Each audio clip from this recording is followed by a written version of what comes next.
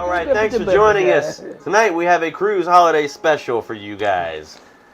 We've got some half-drink, non-drink beverages in front of us. If you haven't seen that yet, go back and check that out.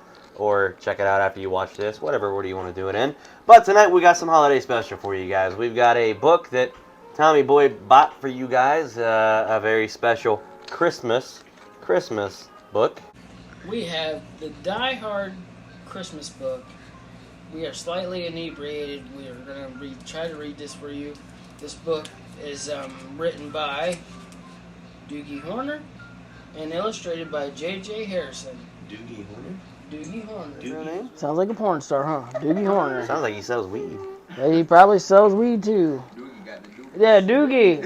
Doogie, sell us a doobie. Doogie got the doobies. Alright, well, I'm going to start this book off. And also, we believe that the name John is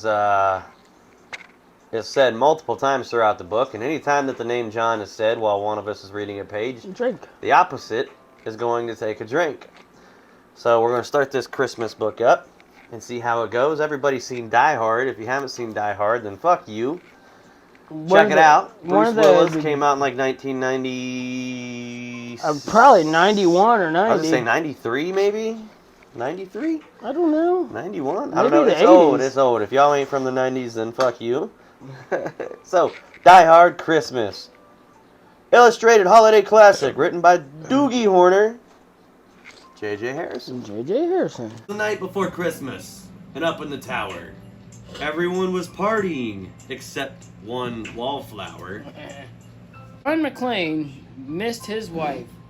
Things just weren't the same since Holly had moved west and changed her last name. He tried to win her back, but still she said no. While unbeknownst to them, there was trouble below. A truck had pulled up, and who should disembark but 14 men whose intentions were dark.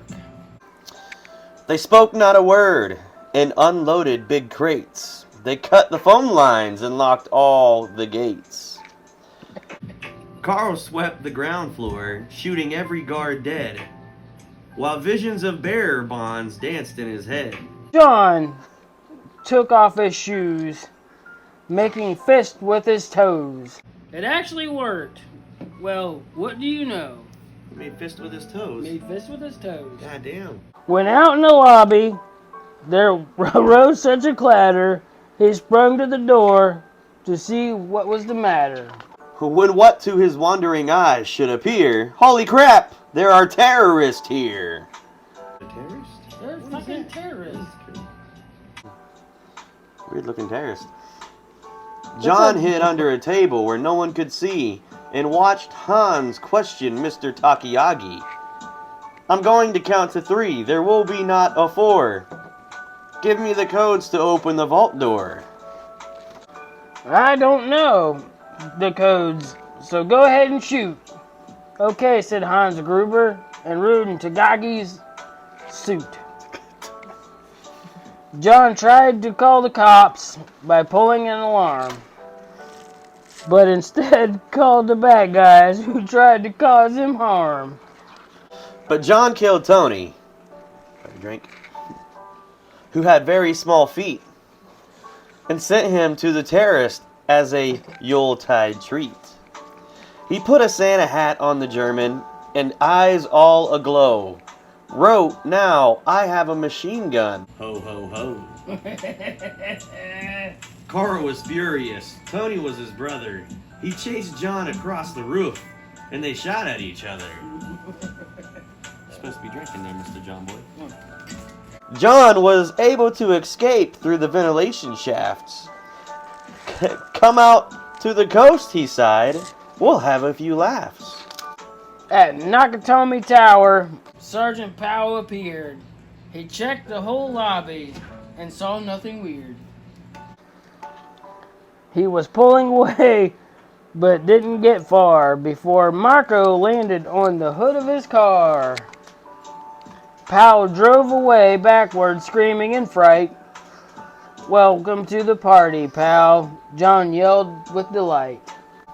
More police arrived, the FBI and a SWAT team. But Hans didn't mind, it was all a part of his scheme. More rapid than eagles, his henchmen they came, and he radioed and shouted and called them by name. Now Eddie, now James, now Franco, now Uli. On Fritz and on Carl, hair long and unruly. They shot the SWAT tank with a surface-to-air missile and knocked it away like the down of a thistle. Now John McClane was angry indeed. He blew up 2 terrorists and called them jerkweed. Jerkweed. Yeah, jerkweed. I bet that's a good weed. Jerkweed probably good weed. But anyways, Ellis told Hans, "Bubby, I'm your white knight." Hans shot him dead, giving the hostages a fright. Hans went to go check on the explosives fuse and saw that poor John wasn't wearing any shoes. John fled from Carl. It's you. And Hans, but alas, he had to run barefoot over sharp broken glass. I wanted to make a run. His feet, how they hurt. His soul is oh so bloody. John crawled to the bathroom and called his good buddy. John was weary and ready to throw in the towel until he got a pep talk from Sergeant Al Powell. Powell was chubby and plump and right jolly old cop, and he trusted the cowboy in the tattered tank top. But a reporter was probing into McLean's life and revealed that Holly was actually John's wife. Hans quickly flipped over the gold picture frame.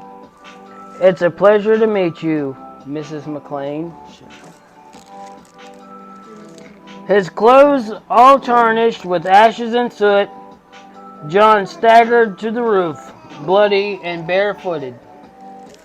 The explosives were wired to the rooftop with care, in hopes that the hostages soon would be there. John warned everyone the roof would soon blow, as the chopper strafed him with high-powered ammo.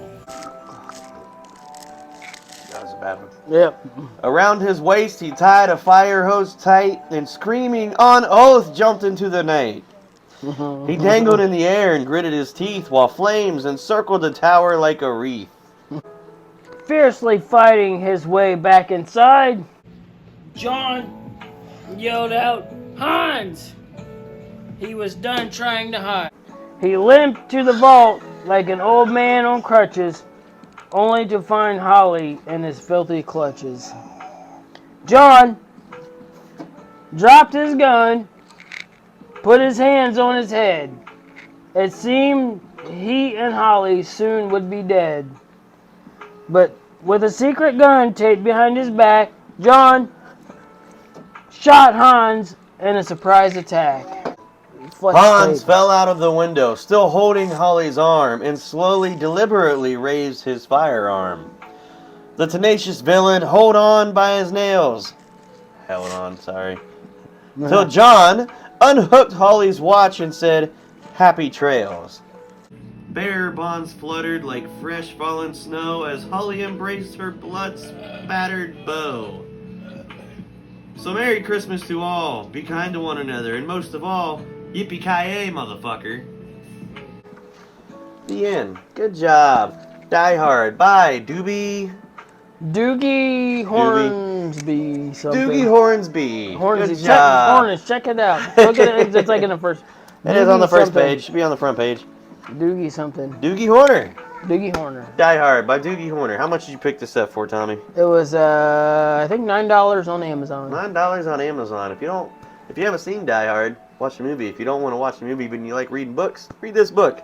It's the whole movie in about 15 minutes. Yeah. If you read slow like we did, 10 minutes if you're a fast reader. Check it out. Pretty good read. Holiday special. Thanks for joining us again for a holiday special. We'll see you guys soon. Hopefully Ant-Man or the Cow will be with us. Otherwise, like I said, they're soon to be fired because they're slacking. So, happy holidays, Merry Christmas if we don't see you between now and then. We will see you for New Year's, though. So, just hang tight, have fun, be safe, unsober, be smart, and we will see you guys next time for another episode of the Cruise Reviews.